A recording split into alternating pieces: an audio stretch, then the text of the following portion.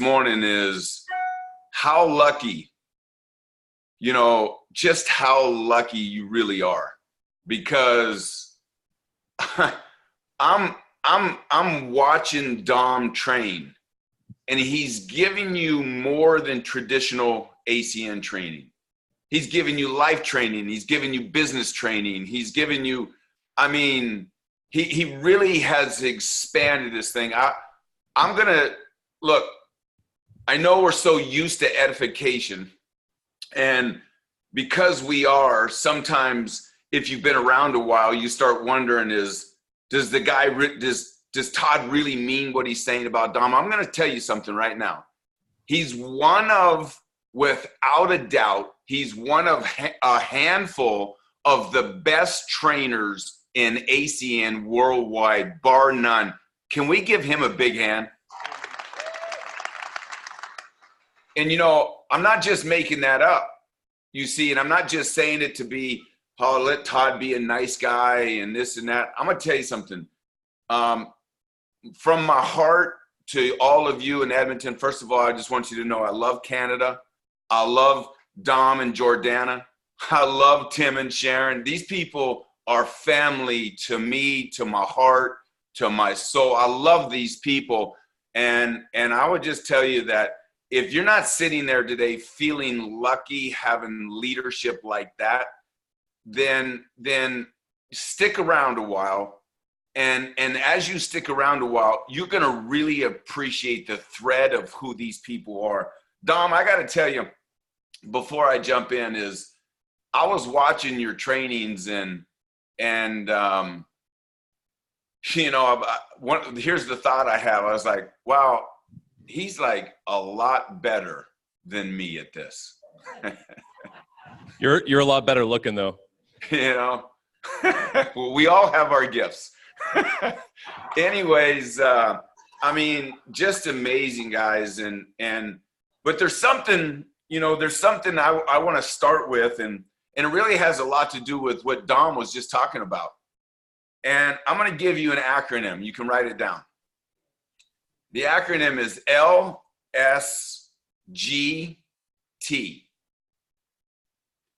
And it's really what he just covered. And here's what I want you guys to know. The L stands for learn. It stands for learn. Now, there's lots of ways to learn. I'm a big believer in learning from failed experience, which means I actually took action and then learned about the principles of what I was trying to take action against. So it's about learning from failed experience. Now, some people in the room might not want to fail. I'm going to tell you that that's the multivitamin of success you have to take and swallow every single day. You need to fail. And think about it for a second. He just went through 6 degrees of separation. He talked about 2 out of 10.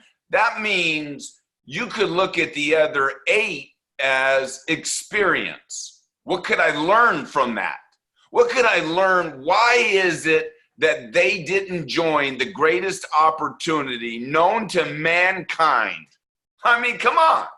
Why didn't they? I need to learn from this, because if I'll learn and I'll study, which is the S, I now need to study the experiences, which means I would tell you that examining, reflecting, and watching your past performances is so powerful to your success, is to actually reflect, take a look at, examine.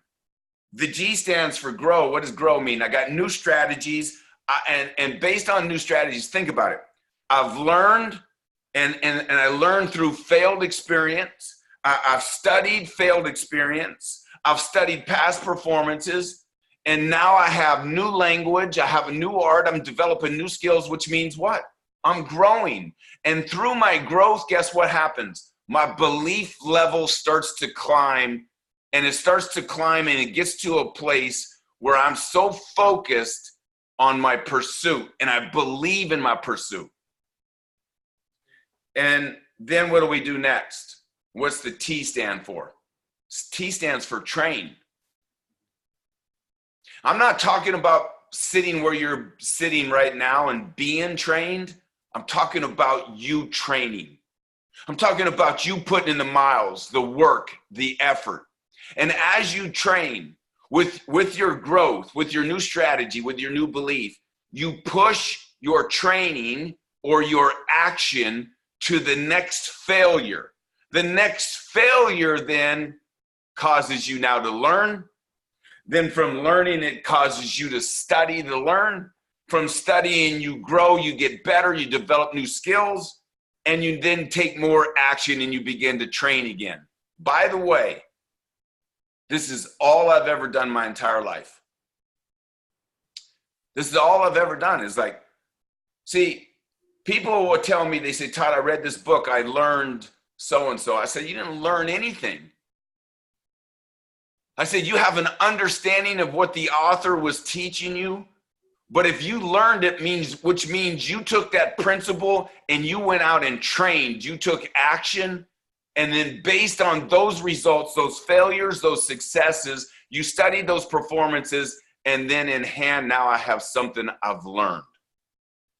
My point is, we have to take sick, massive action. I know you've heard it. You're like, oh, you got to take massive action. Look, I'm talking about just understanding a system, because what I'm going to walk you through today is actually LSGT over and over and over. And then based on that, I came up with some fundamentals, some principles that I've used in my life over and over to not just get where I am today, but it's going to help me get where I'm going to go tomorrow. Now, I'm going to jump right in. I'm not even going to mess around. I'm going to teach you guys today, or I'm going to give you a level of understanding. I'm going to give you some principles. I'm going to give you about 9 different steps. I wrote about them in my book, Relentless Success. I told some stories around each step in the book to try to bring clarity to the reader, so that the clarity to the reader, they could look at their life and say, hey, where have I felt like this in my life? So, but I want to give it to you, and I've enhanced it, and I'm developing it, and it continues to build, it continues to grow. And the reason it grows is because I grow, right? And so I want to give you step one. Step one is, first of all, is what do you want? Look, if you take this serious, 2020, you're going to do things in 2020. Today, you don't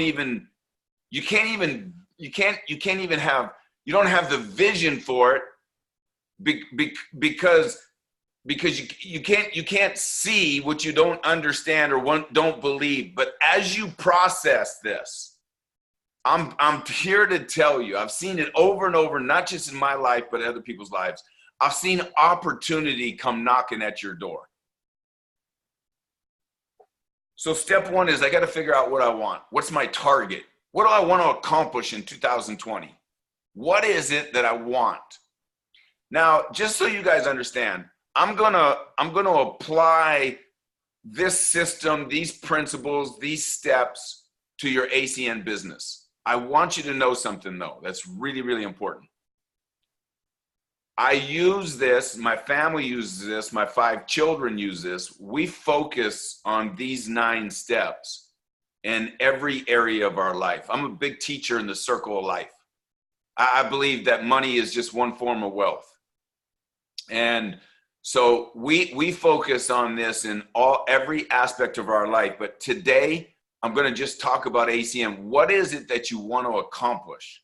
You know what's funny is I'll have people, I'll travel around and I say, well, how many people want to be an RVP? And it's like everyone raises their hand.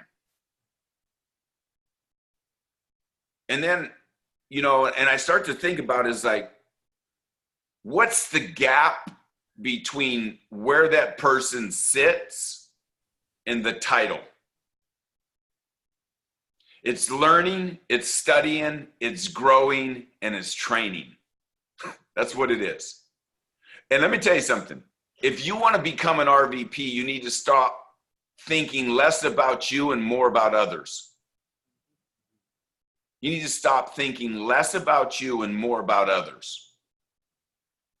But between where you sit today in regional vice president or where you sit today in senior vice president, it's about learning, it's about growing, it's about learning, it's about studying, it's about growing, and it's about taking action based on what did I learn, what did I study, how have I grown, and what action can I take today? And see, as we do this, we develop new skills, we develop new strategies, we get better. Someday in ACN, I will be as good of a trainer as Dom if I can learn, if I can study, if I'll grow, and if I'll take massive action towards those principles. So today is step one is, what do you want? What do you really want? See, I'm not going to ask you to raise your hand if you want to be an RVP. See, because you know the truth, because the truth is sitting inside of you. It's between your ears. It's in your heart. It's based on how you think. It's based on how you feel. What do you really want out of this business in 2020? What is it you really want? And there's a reason I ask you this is because you have to do more than just write it down. Hey, listen, I believe in goal setting. A lot of this system is around goal setting. I'm a big believer in writing something, the power in the pen. But you have to do more than the power in the pen. You have to do more than write it down. And I have 4 simple steps, and then I'm going to share a story with you. So let's just hypothetically say I write down I want to be a senior vice president or I want to be a regional vice president, and I want it to happen in 2020. Okay? After you've written it down, I'm going to tell you that these next 4 things are so powerful to that goal. See, a goal without visualization isn't really much of a goal. See, you have to be able to not only write your goal down, you need to see yourself achieve the goal. What am I talking about? I'm talking about visualization. I'm talking about developing a picture around that goal. And then as I develop the picture, I need to be able to believe in the picture. See, because here's what I'm going to tell you. If I write a goal and I want to be a senior vice president or I want to be a regional vice president in 2020, and I write it down because it sounds good, but I don't believe in it, it's never going to happen. Never. It's never going to happen. See, because you're only going to perform to the level of your belief. So I need you to not only see yourself achieve your goal, I need you to buy into it. I need you to believe in it. Let me stop for a second. Where am I going to get this belief? LSGT. Learn, study, grow, go train. As I train, as I take action, as I take my action towards failure, this is where my confidence and belief is coming. Because amongst the failure is a glimpse. Listen, if I show 10 people and 10 say yes, I have some success that I can start to buy and believe into that this is possible for me. Those eight other folks that walked away are experiences. So I not only need to visualize, I need to believe. And then here's what I'm going to tell you. Is when it gets difficult, because it'll get difficult. I came to be the truth today. Is we all know is ACN simple? Yes. Is it hard? Yes. Simple but hard. Is it hard? It's hard. If it wasn't hard, everybody in the room would be a senior vice president. If it wasn't hard, everyone in the room would be an RVP. So we know it's hard. So when it gets hard is where you can't focus on my circumstance. You can't focus on how hard it is. I can't focus just on my failures. I have to focus on the mental picture that I developed for my life in 2020. I need to focus on that picture. Step 4 of this visualization is, then you got to get to a point where nothing will stand in your way. This is about getting committed. This is about I'm going to get committed to this mental picture. Let me tell you something. If you'll write it down, you'll visualize it, you'll believe on it, you'll focus on it, and then you'll take enough action that says, it doesn't matter what happens today. It doesn't matter where I am. It doesn't matter if I'm an ETT and ETL. It makes no difference where you are today. The only thing that matters is, where are you going? And if I can stay focused on where I'm going, and I can visualize the outcome, and I can build a mental picture around it. Now I'm no longer just writing my goal down. I'm buying into it. Like I'm going all in now. You see, and then at this point, it starts to have life. It starts to have feeling. It starts to have meaning. It starts to have emotion. This is where my head and my heart start to get connected. This is where it says it doesn't matter how tough it gets.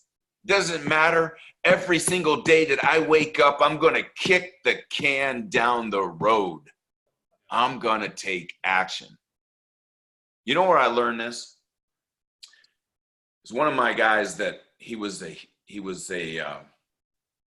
I really looked up to this guy. His name was Dave Stewart. He pitched for the Oakland Athletics. He won 20 games 4 years in a row. And I watched this guy. And even though when I was with the Toronto Blue Jays, I used to focus on watching Dave Stewart, there was so much to learn from this guy. The way he went about his game, whether he was up by 10 runs or down by 10 runs, if you just took a picture of him, you couldn't tell. You couldn't tell whether things were going good or bad. See, because he had this way of focusing on where he was going all the time that you couldn't really understand. When things were bad, he wasn't wearing his heart on his sleeve. And for me, where I was an emotional pitcher, it was like I always wore my heart on my sleeve. So I needed to learn from this guy, because here's what was going on. I wasn't winning 20 games. He was winning 20 every single year. See, he had something I wanted. So I began to study Dave Stewart. Now here's what's crazy. He became my teammate in 1993. And the first day of spring training, the guy that was like a hero to me, that someone I looked up to, now became a peer, became a teammate. And I'll never forget this guy, man. And he's one of my best friends today. It's pretty crazy that it was like as if I willed this guy into my life. A guy that I constantly was studying and examining, became a teammate, became a peer. Now he's one of my best friends in the whole world. And I remember he said, first day of spring training, he said to me, he said, Todd, he says, what kind of year are you going to have? I was like, it's the first day of spring training. I was like, good. He could tell I hadn't even thought about it. And here's what he said to me. He says, man, listen to me, Todd. I'm going to have a great year, but I need you to have a great year too. Because as a team, we want to win. So it's not just about me having a great year. I need you to have a great year. And then here's what he said next. He says, after the workout, do you want to go for a run with me? And I was like, yeah. I was like, I'm going to get to go for a run with my mentor. But there was a problem. Here was the problem. I'd already made plans that as soon as the workout was over, I was going to go golfing with a bunch of the guys. And that's what spring training is like as a pitcher. Go get your workout in, go play golf. That's how I knew it. But Dave said, let's go for a run. I said, okay. So I had to go to the other buddies on my team, the other starters and some of the other pitchers, and say, hey, man, I'm out. I'm going to hang with Dave today. And I remember the workout was over. Now, here's the workout. You throw, you run, you condition. It's like 2 hours. You're pouring sweat. And then when it's over, he says, let's go for a run. I said, okay. We put our sweat jacket. It's Dunedin, Florida. It's humid. We put these vinyl jackets on and headbands. And there we go. Outside the gate of Dunedin Stadium, down the street, take a left, and we just start running. And man, we're running and running and running. And I'm like, I'm with my mentor. I'm with the guy I've been studying for years. This is like almost too good to be true. But then I started thinking, I was like, man, like sweat's pouring off me. Dave's not saying a word. And I'm like, how far is this guy going to run? I'm like, now at the time, I'm a young pitcher trying to really, I've been in the league 5 or 6 years, but I'm trying to really figure this out. And I'm running with a guy that wins 20 games every year. And we're running. And all I could think about, every stride, every step, we just keep getting further and further and further away from the stadium. Now, I'm a smart enough guy to realize that there's only one way back, and that's to run back. So I'm starting to calculate, like, wow. He finally turns around. I'm like, thank God. And then we run all the way back to the stadium. I remember we walked through the gates, and I mean to tell you, we were soaked. I'm like, I'm tearing my jacket off of me. Dave looks at me.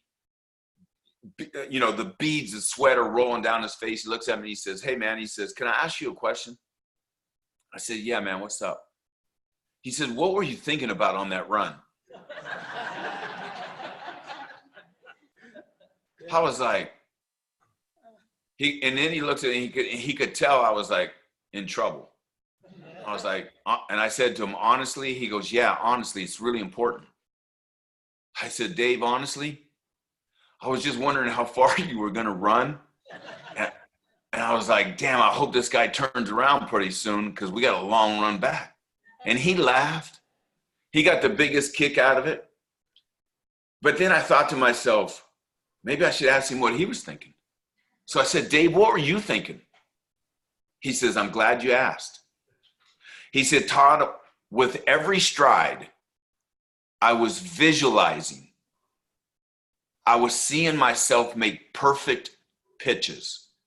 I was getting major league hitters out, one after another. I was seeing myself succeed at the highest level. Guys, I was like, wow.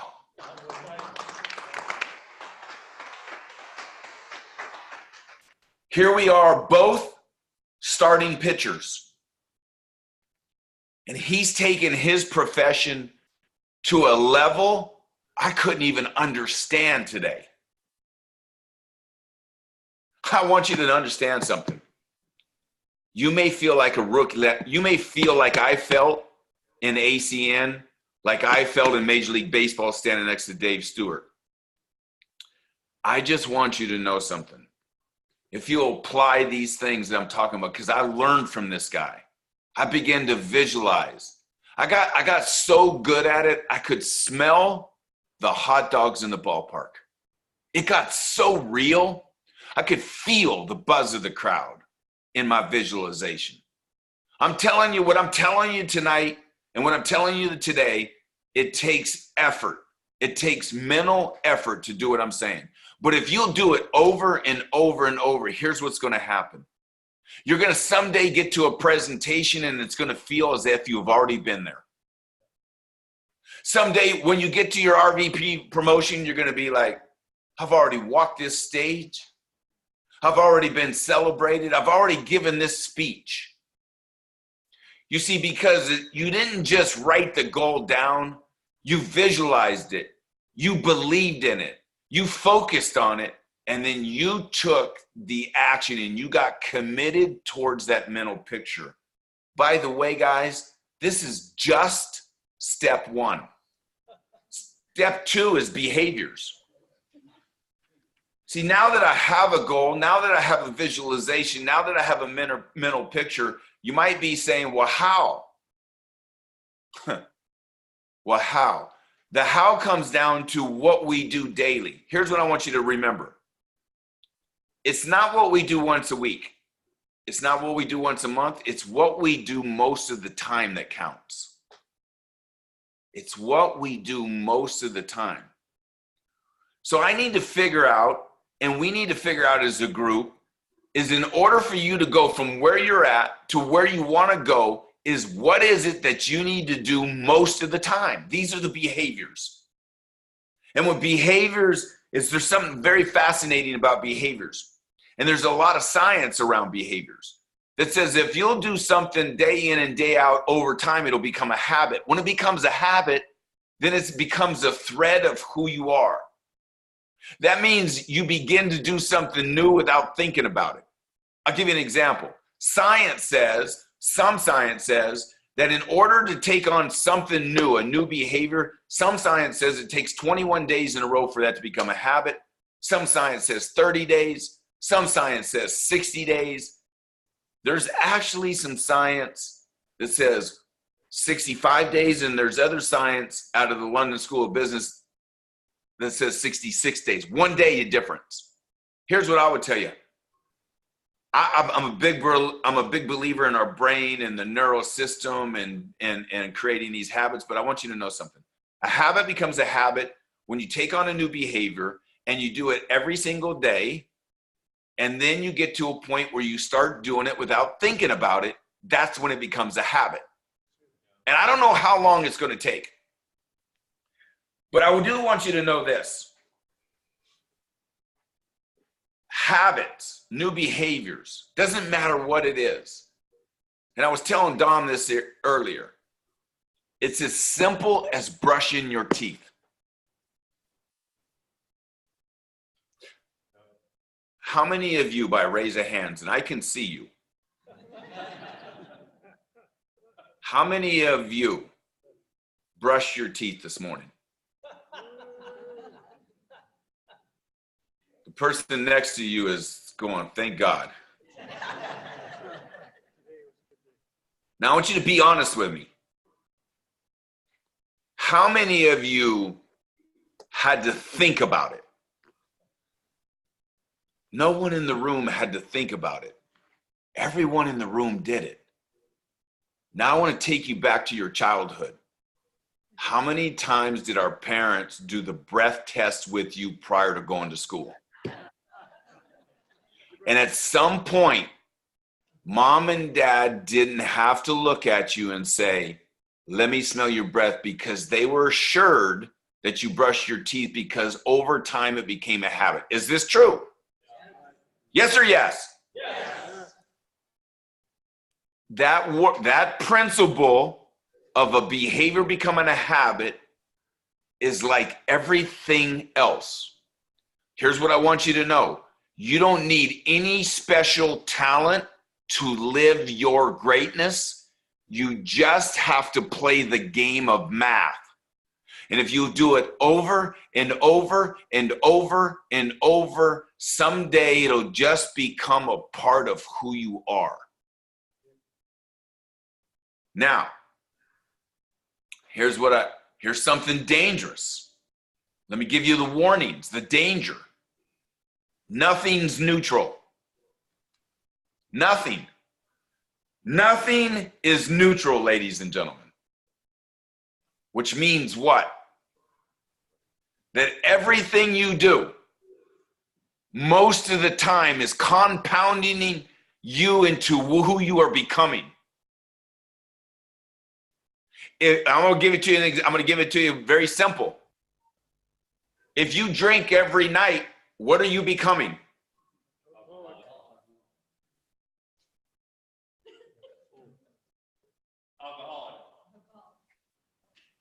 If you do drugs every single day, what are you becoming?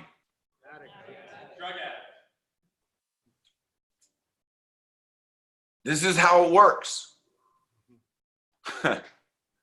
This is how it works. You become what you do most of the time. Nothing's neutral. Nothing. If you overeat some of the time, what do you think the results, or most of the time, what do you think the result is? If you don't get enough sleep, what do you think the result is going to be? Listen, if you ran up and down the freeway, what do you think the result eventually will be? See, it's what we do most of the time, and nothing is neutral, because whatever you're doing most of the time is compounding to who you are. So what does this mean? This is what it means. If your goal is here, okay, it's up here, and all the decisions that are helping me get close to my goal, get to my goal, or help me make progress to the goal, that's called an intelligent action. Everything that's helping me get closer to my goal or helping me reach my goal is called an intelligent action. If I do that most of the time, day in and day out, I'll eventually reach my goal. Now, if I draw a line from the goal down to the bottom of the page, and at the bottom of the page, I write stupid actions. This is everything that I'm doing that is keeping me from getting closer to my goal. And then I must remember nothing's neutral. Would you agree that if you wanted to build a big team and you never talked to anyone, that would be a stupid action? Right? Just remember something. Everything you do compounds. You just have to ask yourself this question. Based on what I'm doing now, if I was to do it most of the time, would I like where I'm going? This is my internal compass. This is my internal compass. If I do this over and over, will I like where I'm going, the direction I'm headed? If not, I need to stop this action immediately. If I don't like where it's taking me, I need to stop the action. Step 3, guys. Step 3 is everyone good on behaviors, habits, understanding, right? I'm going to get to what you really need to focus on in ACN in about step 6 or 7. Step 3 is your why you're going to do anything. We've all heard this in ACN over and over and over and over. The why, the why, the why. Let me talk to you about it a little different way. When you do something, let me put it to you this way. You showed up for Saturday training. Why? Shouldn't you stop and reflect for a second and ask yourself this question, is why did I even come? See, and if you'll go deep with that answer, and you might say, well, I want to become an RVP. I'll say, great. My next question would be, why? To say, well, Todd, I hear RVPs make a lot of money and I want to make a lot of money. I'd say, that's great. You want to make a lot of money. Why? Well, I want to help my mom and my dad out. Great. Why?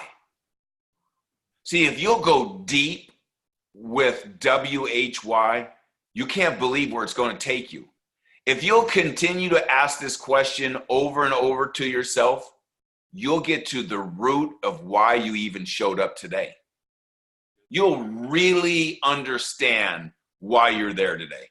And when you have that level of understanding, when you grasp that piece, right, then you've started to create so much meaning around why you're there. And as I create that meaning, and when you understand that process, you can start to give more meaning to your goals. So whatever your goal is, I would say was, why is it that you desire that? I'll give you an example.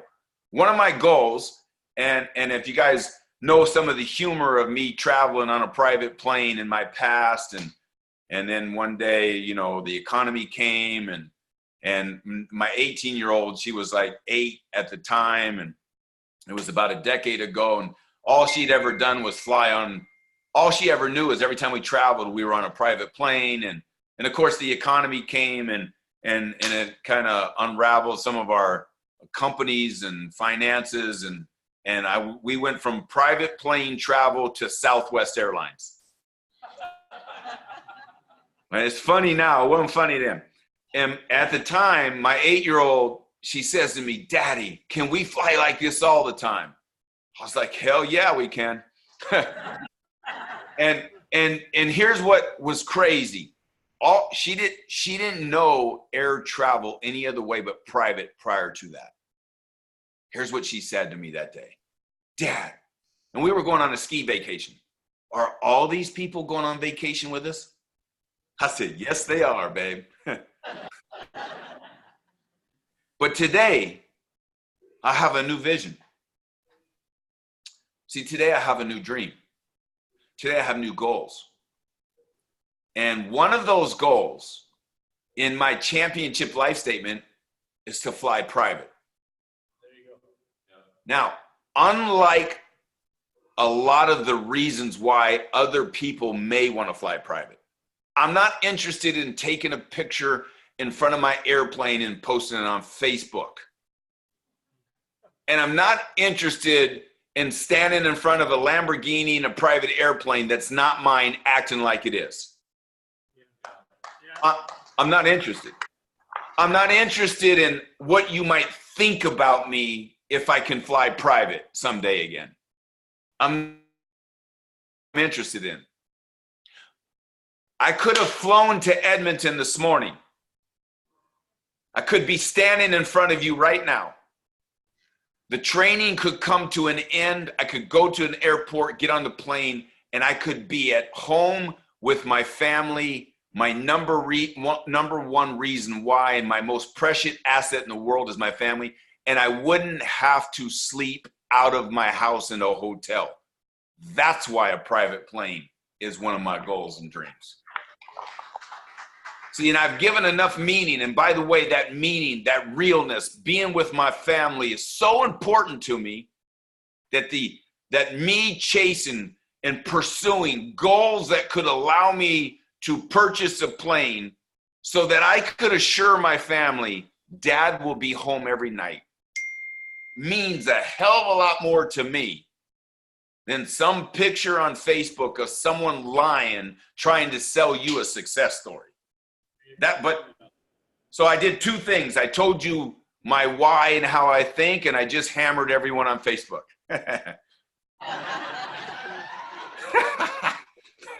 I believe in the truth. Number 4, step 4.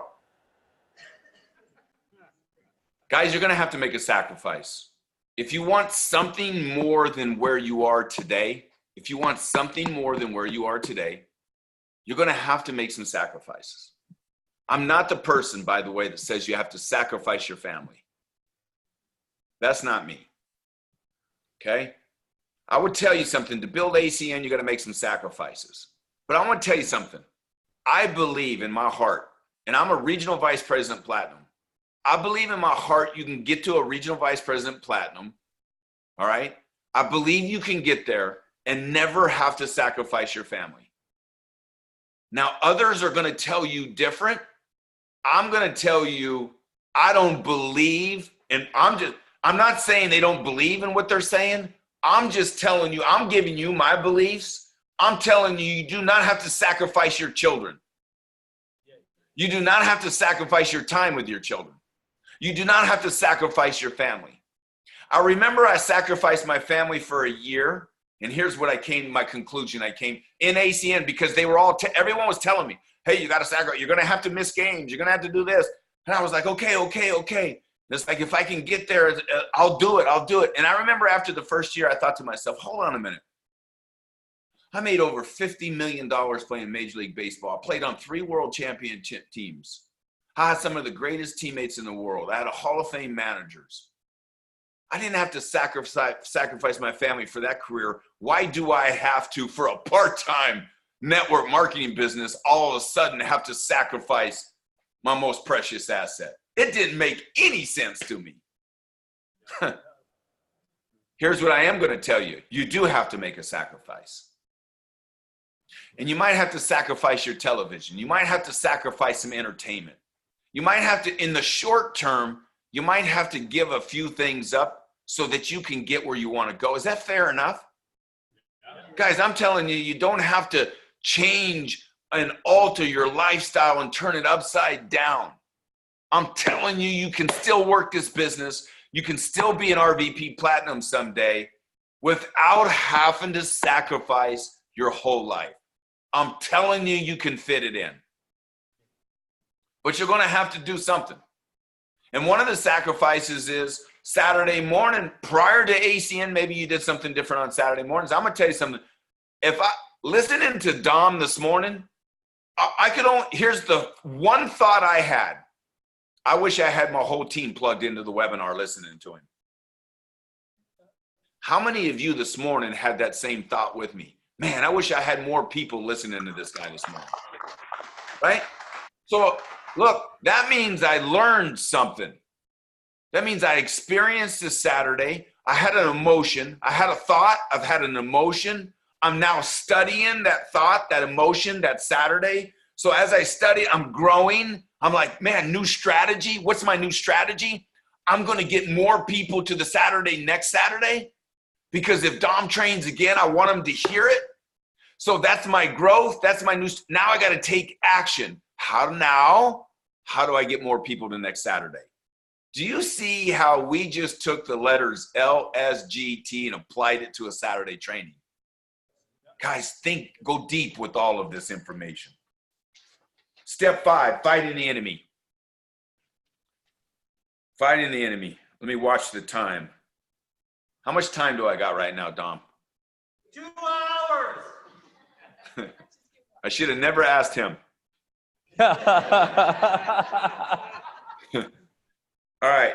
Step 5 is fighting the enemy. Who's the enemy? It can be ourselves. It can be our self-doubt.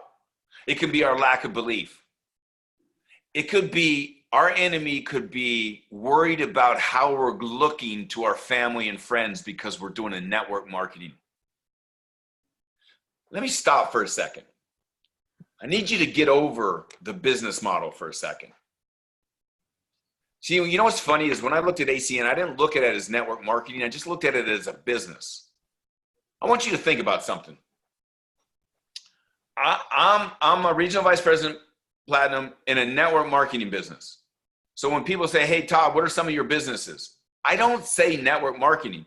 It's the same way. By the way, I have a brick and mortar business. And you know what I don't say? I have a network marketing business and I have a brick and mortar business. They'd be like, what the hell are you even talking about? You see, I just say, hey, I got a restaurant business. I got a marketing business.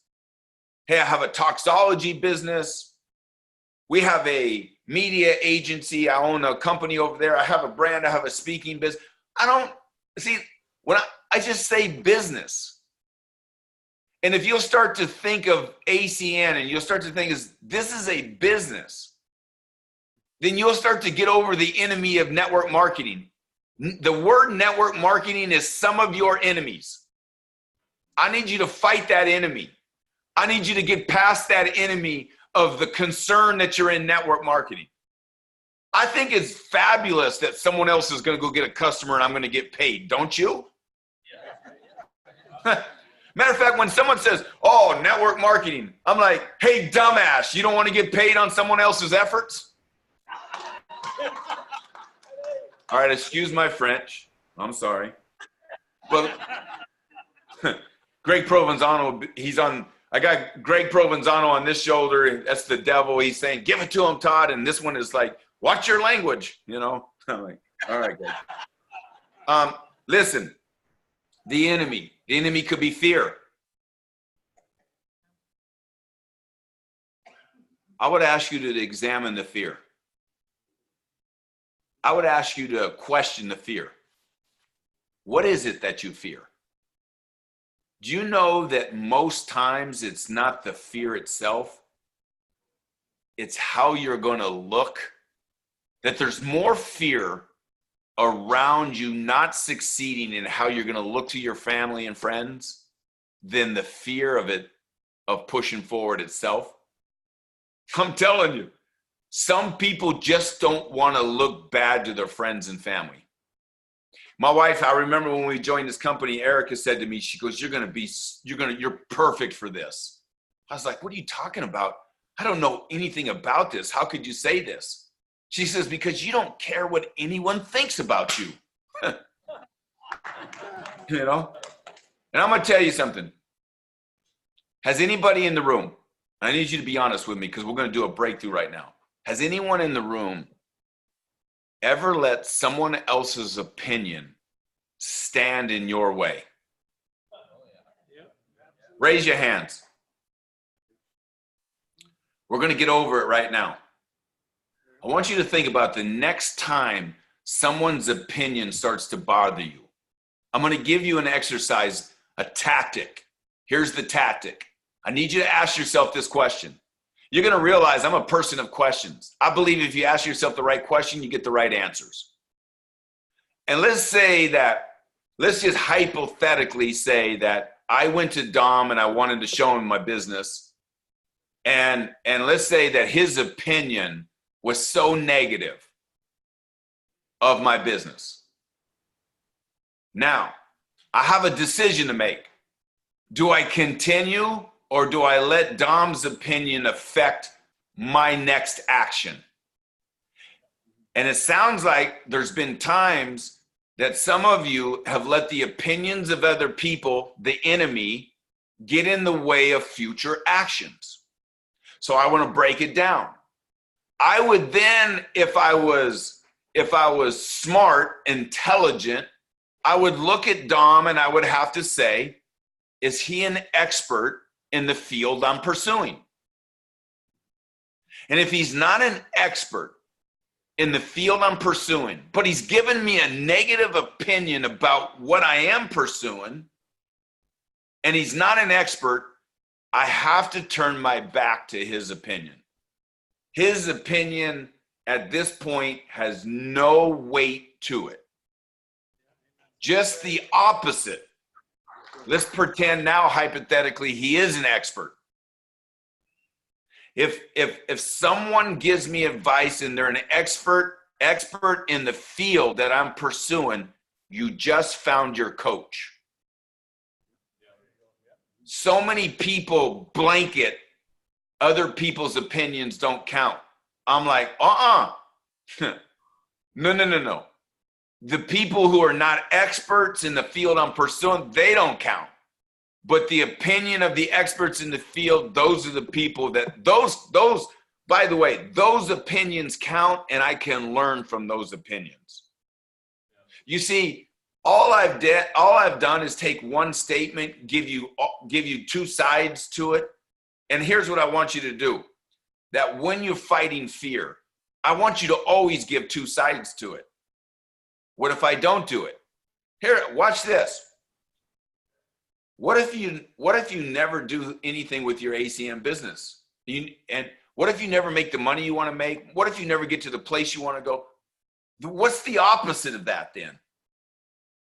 It probably looks like where you came from, where you were looking for an opportunity in the first place.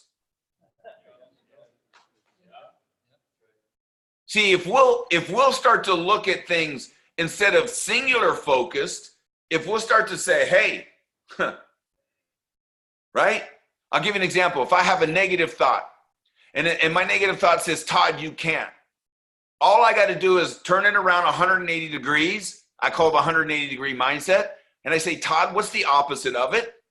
And I start giving more focus and more attention and more meaning to that, and then go take an action. See, some of you might think I'm giving you voodoo. I'm giving you what's real right now. I can't read your hand and tell you how happy you're going to be. It's your choice to create happiness. Some people say, man, Todd, you're lying. You got a long lifeline. I said, shit. Does that mean I'm not going to get hit by a bus if I stand in front of it?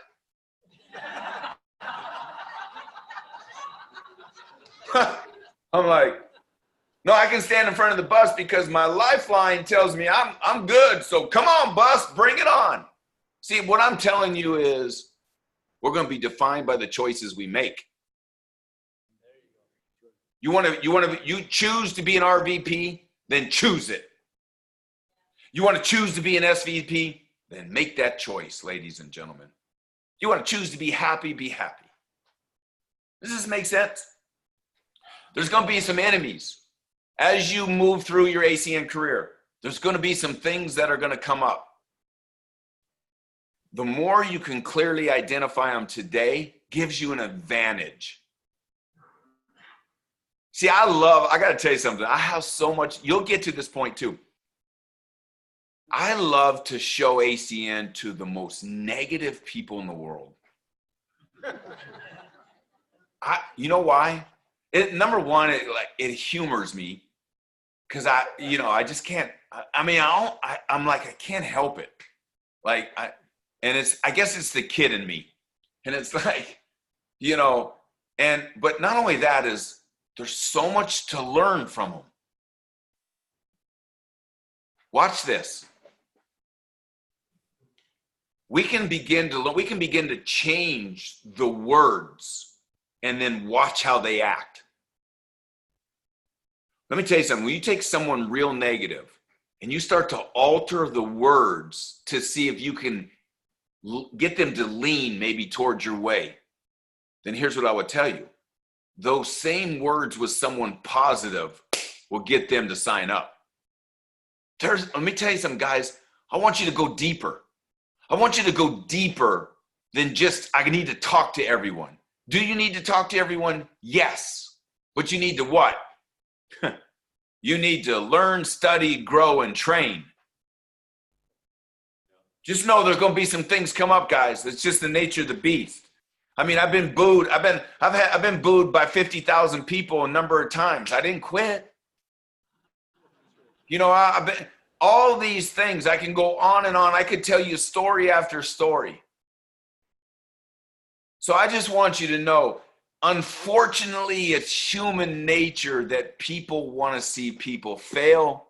And unfortunately, it's human nature that most of us think negative. Step 6 is you're going to come to a point where it's going to get real. And what I mean by that is you've had no growth. 2 out of 10 didn't sign up. I went 0 for 10. It seems like my family won't become a customer. My friends they won't do it either. It seems like everything that makes sense to me doesn't seem like it's making sense to anyone else. And you're going to come to that critical point. It's called decision time. This is where most people quit. It's unfortunate. They don't see it through. I want you to think about something. When you get to that point, and I'm going to guess and tell you that everyone in the room will get to this point. Now, for some of you, that just got real scary. And listen, I know some of you are like, I'll never quit. I'm in this thing. And I've heard so many people say that, and I'm like, what happened? I'm going to give you an example. Are you guys ready? Yes. Can I get real? Yes. Are you ready? Yes. The team coordinator we had team coordinator back there, now it's regional director. The guy that signed me up is no longer in the business. The RVP above him is no longer in the business. And I've had 4 SVPs quit.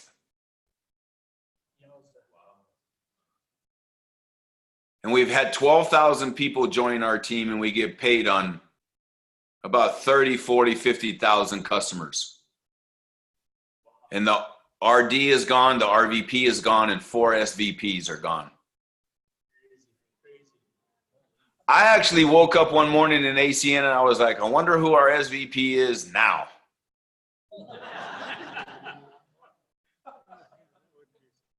I'm here. I'm gonna tell you something. I have never really. It has never affected my business because I don't care. See, I'm more focused on the people underneath me that I can serve, not the people above me that are going to leave. It's okay. And I tell everyone on my team, I say, listen, if you call me up and you decide you're going to go do something else, I just want you to know that's okay. It's been great. It's been a nice run. But I want you to also know something else. I want you to be able to lay your head on the pillow at night knowing I'm never going to call you and tell you I'm going somewhere else. There you go.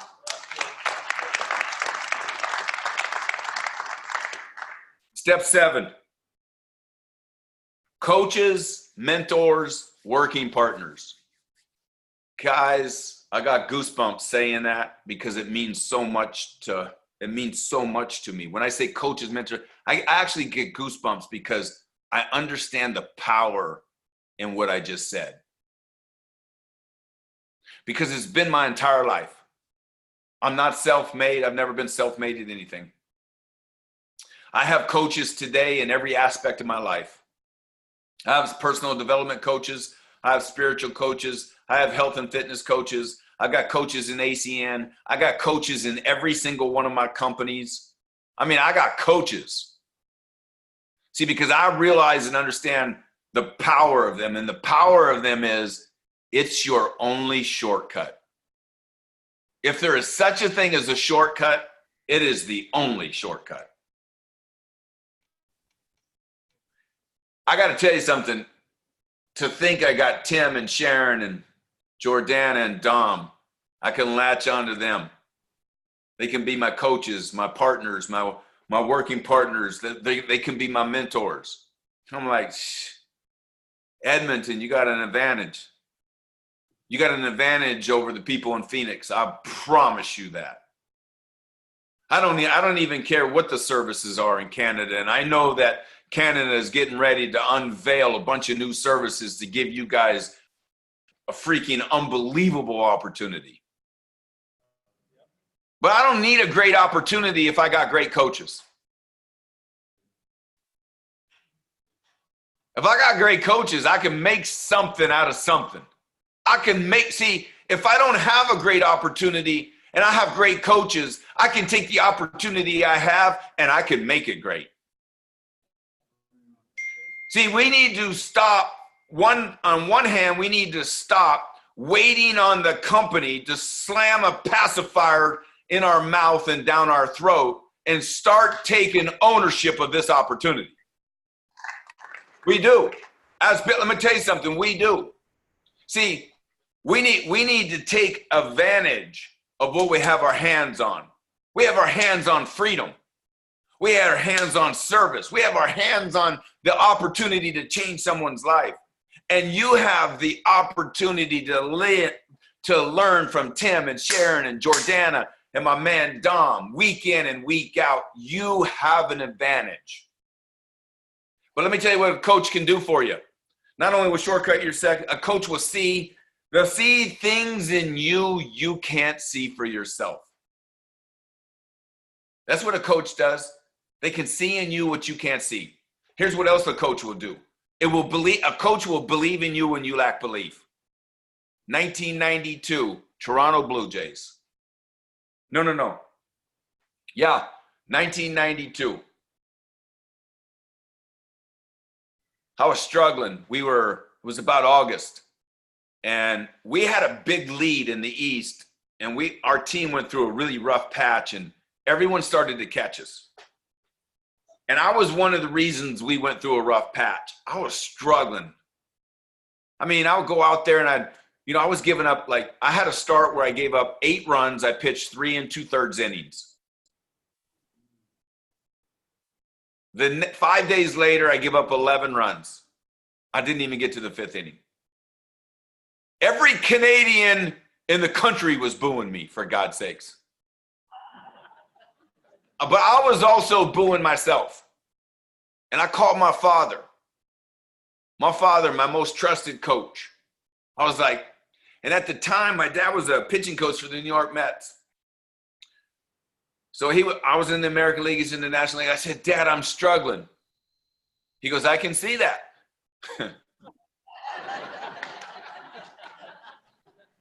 He goes, man, I've been watching your film and I've been watching ESPN and blah, blah, blah, blah. I said, Dad, this is unbelievable. I said, Dad, when I make a good pitch, I said, it appears that they're hitting those pitches.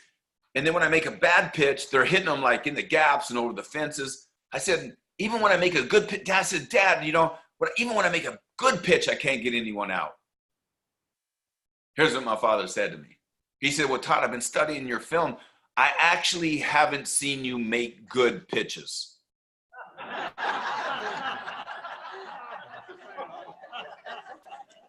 was like, wow. You see, I was in the heat of the battle. But my coach could stand on the bank and look into the heat of the battle and see things I couldn't see. See, my father's picture of my lack of progress looked different to him than it did to me.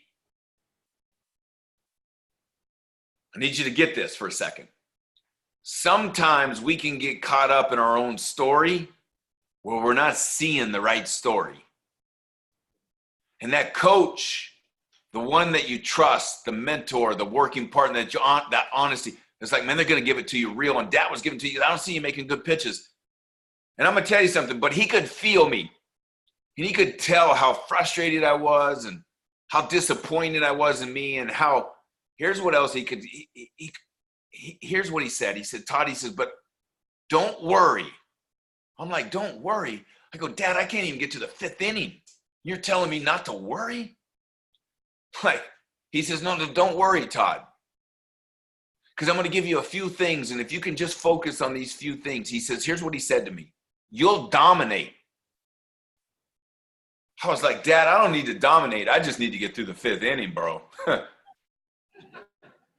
He says, I need you to trust me. You'll dominate. See, my father believed in me when I was missing out on my belief in me. And he said, Todd, if you'll stay back, he says, if you'll finish strong in your delivery and you'll think down in the strike zone, if you'll just do those 3 things, you'll dominate. He says, so in between your starts, starting pitchers have a bullpen session in between their starts that they do a workout. He says, and in your workout, just stay back in your delivery. I said, I got it. Finish strong. I said, okay, I got it, Dad. He goes, and think down. I go, this is simple. I'm a major league pitcher. I can do this. I've been doing this my whole life. He said, exactly. And if you'll do just that, you'll dominate. He said, there's one other thing. And I was like, I knew it. I knew it couldn't be that easy. He says, on the bill of your baseball cap, your game cap, in big bold letters, I want you to write the word KISS. He says, do you know what that stands for? I said, KISS? He said, keep it simple, stupid. He says, but do you know what keep it simple, stupid stands for? I'm like, stands for KISS, right? I'm like, I don't know, Dad, where are you going? He said, no. When you read that word KISS, KISS says keep it simple, stupid. Keep it simple, stupid means stay back, finish strong, think down. And every time you get into a game, you got runners on base, you start lacking belief, you start wondering, and he says, stop with all the nonsense and just keep it simple by stay back, finish strong, think down, and then let the chips fall where they may. And if you'll do that, you'll dominate. Now, I trusted my coach. I trusted my coach more than the headlines of the newspaper, of the Toronto Sun. So I said, all right, coach, I'm doing this. Here's what happened. My next start was Comiskey Park, Chicago White Sox. I didn't give up a hit until the 8th, and I only gave up one. I almost threw a no-hitter. And it was absolutely the best game I've ever thrown in Major League Baseball. And here's the deal. I went from so bad to dominating, and it looked like overnight success. And I'm going to tell you something. You're going to show up in some of your friends and some of your families. You're going to show up at the holidays, and they're going to see you as an RVP and SVP, and they're going to say, wow. And it's going to appear to them as overnight success. But I'm going to challenge you on the word KISS. And what does it stand for your ACN business?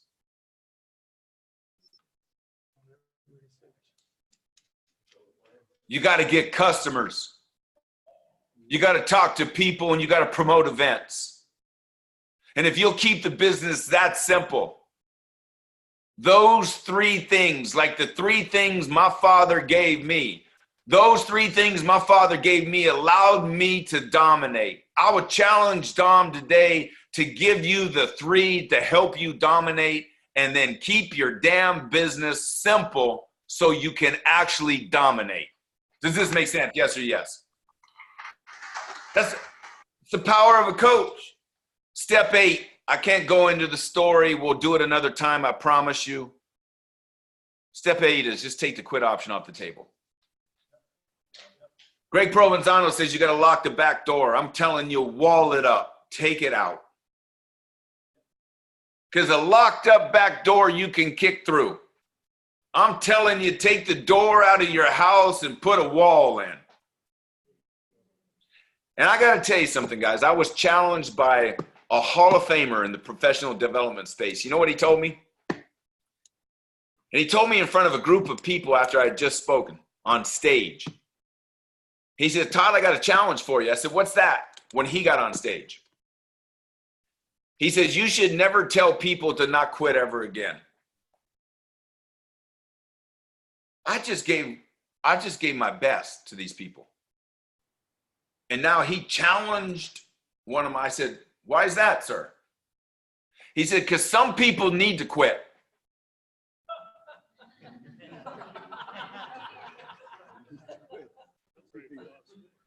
And I said, quit on what, sir? He said, some people need to quit what they're doing. I walked down the hallway in the middle of the audience, back up on stage, and I said, sir, I didn't tell people not to quit on a specific sport. I said, don't quit on yourself. I'm telling you something to me. I'm going to tell you something right now. I'm not talking about the opinions of other people. I'm not talking about when this thing is going to get hard and difficult. I'm not talking about when it's not going to challenge you, because it's going to challenge you. Listen, I don't want you to quit on you becoming the best version of yourself.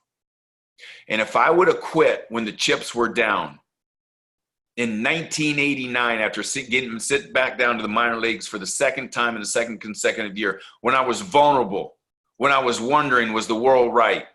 Was I ever going to be good enough? I was so close to quitting, but I'm going to tell you guys something. I told you on step 6, the decisions, you were going to get there. There's going to come a point in time in ACN where you're going to be like, maybe I should just quit this thing.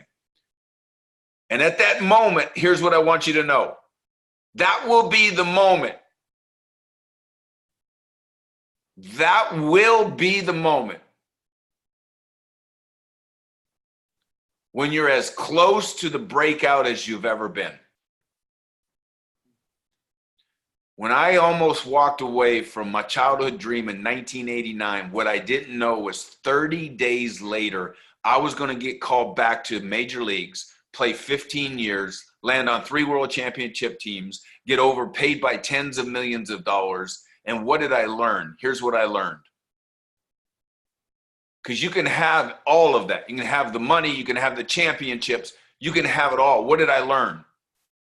Everything's possible for those that see it through. Everything. Step 9, guys, is I have a system. There's 28 pages to it. Dom has got all the links to everything. And in this 28-page system, and I have it sitting here in front of me, I call it my GPS. It's my life system. We use it as a family. There's 28 pages that you can print off. It's going to start with a life assessment. You're going to go through goal setting, building the championship statement. I basically take you through this. I take you through this system. And as I take you through the system, when we get to step 9, guess what happens? There is a what I call plan it, work it, live it, and there's a measurement system, a weekly measurement system.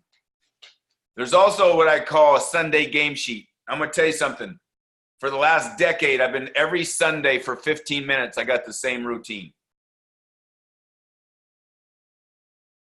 I'm telling you, for the last decade. How many of you want it? Yep.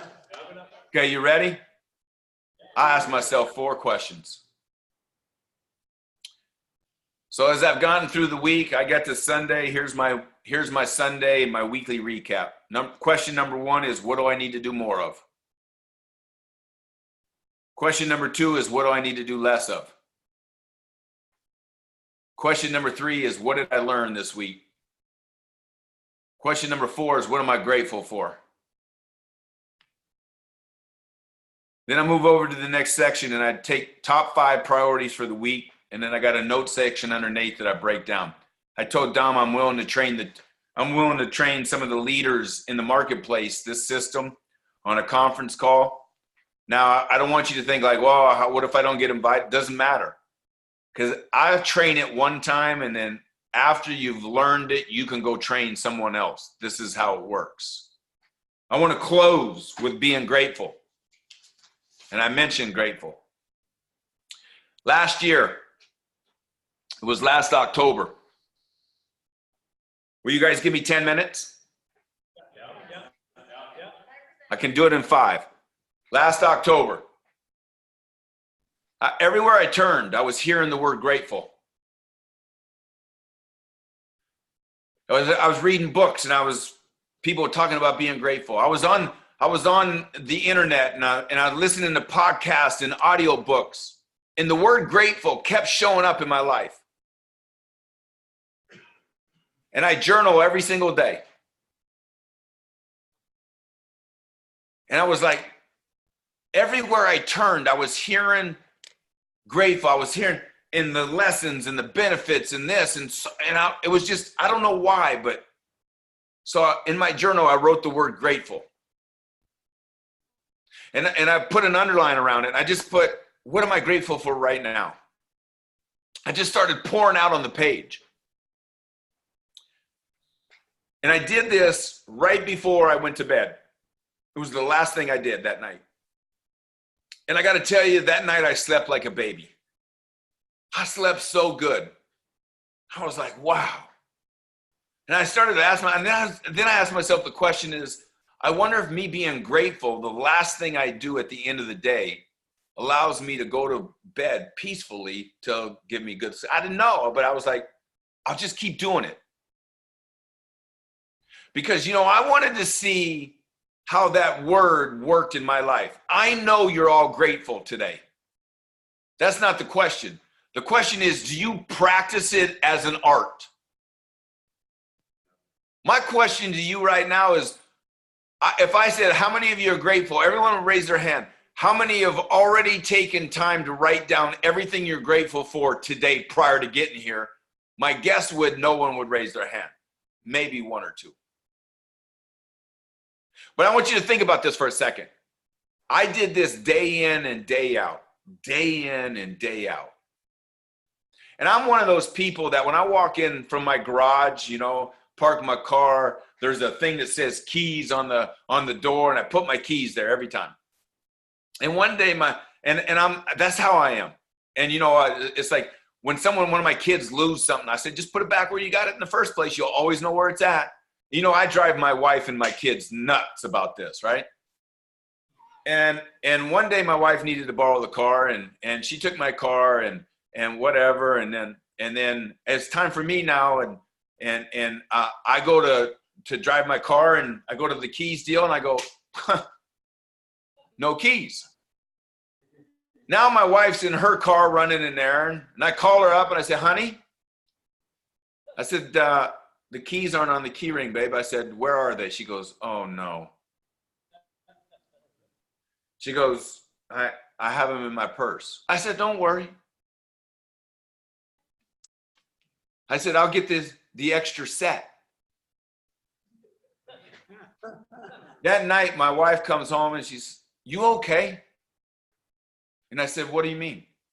She goes, well, when I had those keys in my purse, I was like, oh no, I'm going to get ready to get lectured on putting things back where you get them and this and that. And you responded with, it's okay, honey. I'll get the second set. She says, we've known each other for 20 years. You have never responded that way.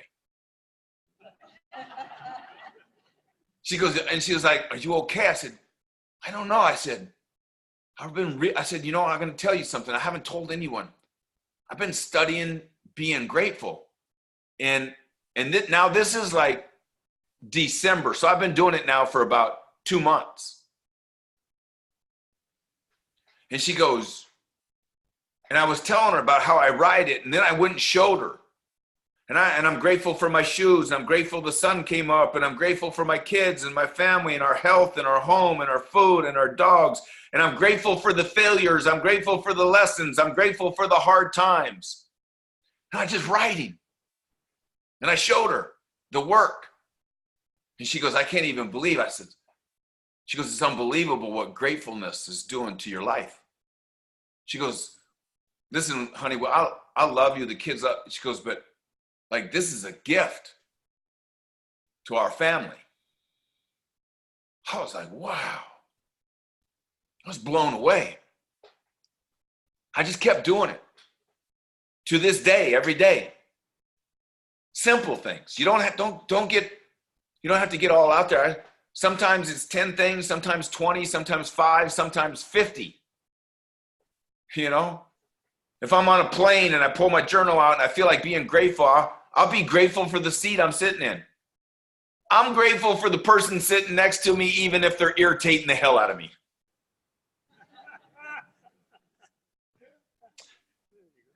What I didn't know was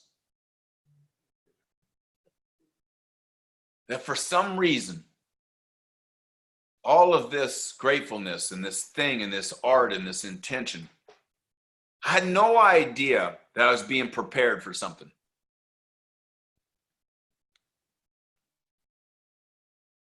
We went to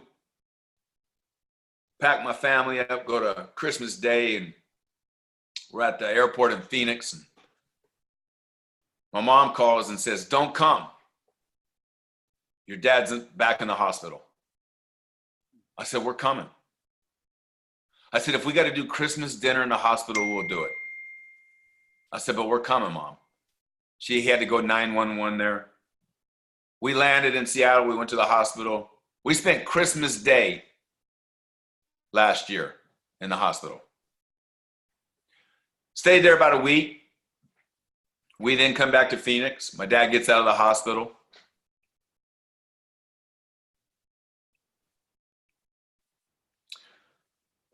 My mom calls me right after the new year.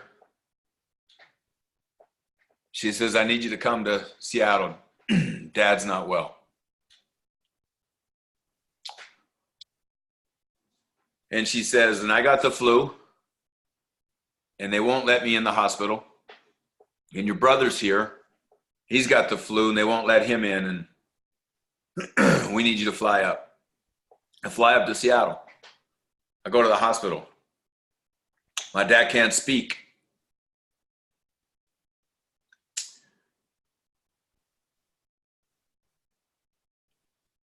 I'm talking to him, and I asked the doctors, I said, can he hear me? They said, we don't know, but keep talking to him.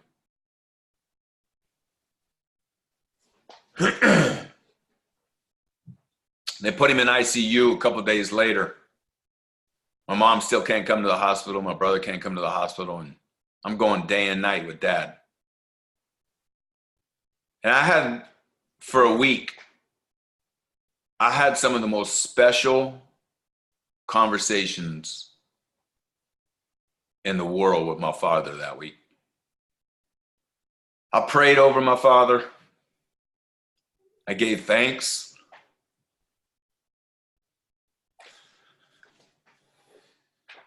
I was grateful for his life, for him being the dad he was, the leader, the coach, the brother, the friend, because he was all of those things. And it got to a point where they came to me and they said, call your mom. Your mom and brother got to get here now. His heartbeat was slowing down. And my mom got there. I just kept telling Dad, hang on, Dad, hang on, Dad. Mom's coming. My mom walked in and 10 minutes later, my dad passed on. And he passed on where I had my left hand on his heart. I had my right hand on his forehead. And as he took his last breath, as I stood over him, I was like, wow. My father just took his last breath, and there wasn't one more thing he wanted to accomplish in his life. There wasn't one place he wanted to visit. My father truly went to heaven with no regrets. And I was like, I got to die this way. And we were sad, as you can imagine. It's still hard for me. The birthday was November 13th. Thanksgiving's coming. Christmas is coming. First time without my pops. It's going to be tough. But the night of his death, it was about 2, 3 in the morning. And I couldn't sleep. And I went to my journal. And I wrote all the lessons that I could at that time think of. The things that I could think of, that the gifts from a father to a son, I just started to write. And I spent about an hour to 90 minutes being grateful for his life. And at that night, I was like, aha, this is why. This is why last October, I was being prepared for that moment. I'm so grateful for my father. I'm grateful for his life. I'm grateful for everything, his environment, his legacy. When he passed on, there was a lot of stuff in the media about the type of man he was, about how some of the people, there was coaches talking about him, his managers talking about him, athletes talking about him. And we were like, as a family, completely blown away how the city of New York had loved my father dearly. I mean, we knew that he was, really special, but we didn't realize. And here's what I remember. I had to go back.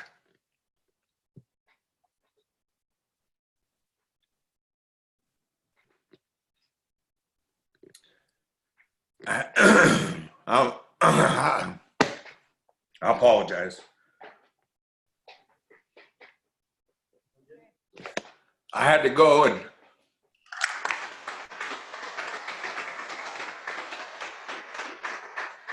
I had to receive an award on his behalf and in his honor.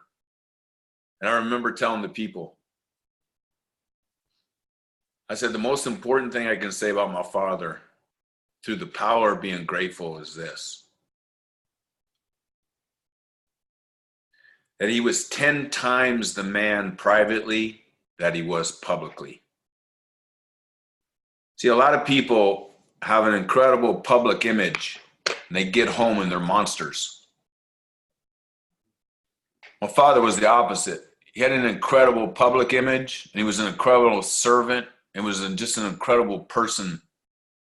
And yet, when he walked in our home, he was 10 times that person.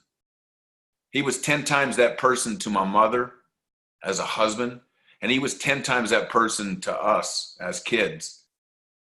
And I'm just so thankful that I was able to go through and reflect, to learn, to study, to grow through the power of being grateful and the practice and the intentional gratefulness and what it's meant to my life during one of the hardest times in my life was watching my hero take his last breath.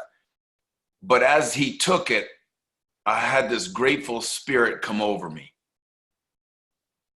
If you don't get anything from my training today, I'm going to pray that you'll practice being grateful, because you won't believe, you will not believe the change in what's going to happen to you in your life. You're not going to believe how you're going to be happy for the person sitting next to you. You're not going to believe that. I'm not saying you're not going to have bad days.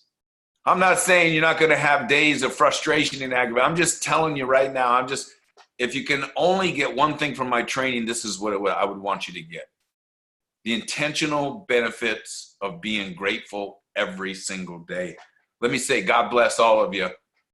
It has been an honor and a privilege to share with you guys today. The second half of my life, it will be all about serve, inspire, and impacting. I'll pray that I've impacted someone today. So Dom, let me turn this thing back to you and just tell you and Jordana and Tim and Sharon, I love you guys as family. So thank you for having me today. God bless. Hey, let's give Todd a hand. Let's make sure he can hear it.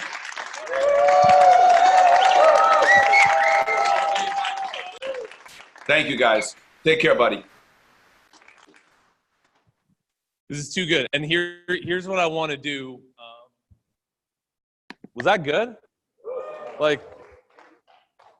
Okay, number one, I was thinking as Todd, once again, how many of us are grateful and that Todd was able to be with us? Okay, so